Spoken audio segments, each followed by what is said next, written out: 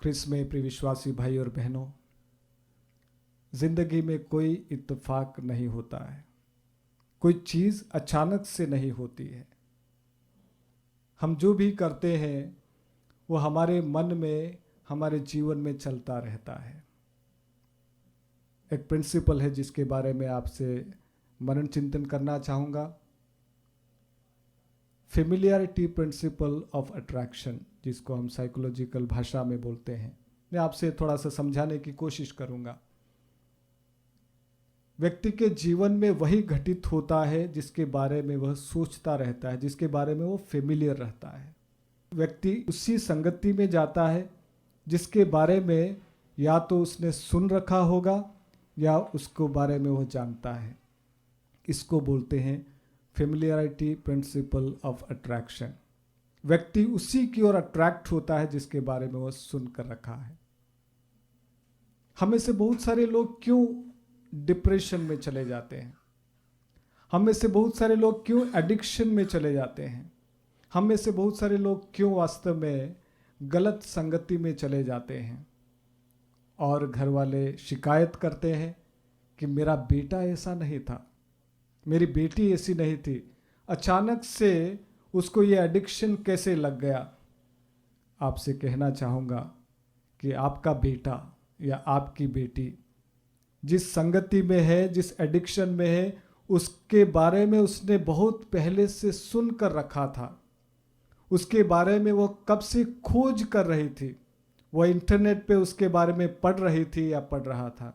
वो इंटरनेट या यूट्यूब या फेसबुक पर उस पर रिसर्च कर रही थी, और जिसके चलते आज उसका ये हश्र होता है।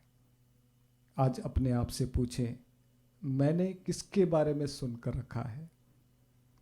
आज के सुसमाचार में हम पाएंगे कि वही लोग प्रभु से चंगाई प्राप्त करते हैं जो उसके आगे पीछे घूम रहे थे। वो सुसमाचार कहता है उन लोगों ने प्रभु के बारे में सुनकर रखा था, उन लोगों ने प्रभु की चर्चा सुनकर रखी थी, और उनके मन में एक भाव था कि हम उसको देखना चाहते हैं, जिस प्रकार से जक्कियुस देखना चाहता था, जिस प्रकार से यरीको के उस रास्ते के किनारे वो अंधा बैठा हुआ था, उस किनारे पर बैठा हुआ था, उस रास्ते पर बैठा हुआ था जहां से यीशु निकलने वाले थे। ख्रिस्त में प्रिय भाई और बहनों, मुसीबत किसके जीवन में नहीं आती है? परेशानी किसके जीवन में नहीं आती है? पारिवारिक समस्याएं किस परिवार में नहीं होती है? हम सभी के जीवन में ये आना स्वाभाविक है और संभव है। पर जब हमारे व्यक्तिगत जीवन में परेशानी आती है, बीमारी आती है, समस्याएं आती है, तो मैं किसके पास में जाता हूं?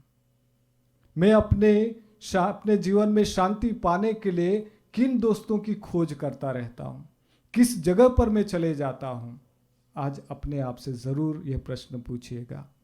आप उसी जगह पर जाएंगे जिसके बारे में आपने सुनकर रखा है। आप ऐसे ही लोगों से मिलेंगे जिसके बारे में आप सोच रहे थे, और इस तरह आपका जीवन उन्हीं लोगों के समान हो जाएगा जिसकी संगति में आप हैं। आज प्रभु की संगति में रहें, प्रभु के बारे में सुने, प्रभु के बारे में पढ़ें और उसके सानिध्य में जीवन यापन करें।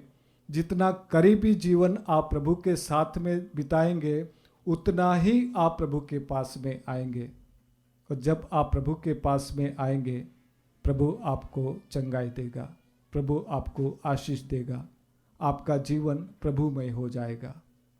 तो आइए इसी भरोसे के साथ में, इसी निवेदन के साथ में हम आज की मिसा में भाग लें।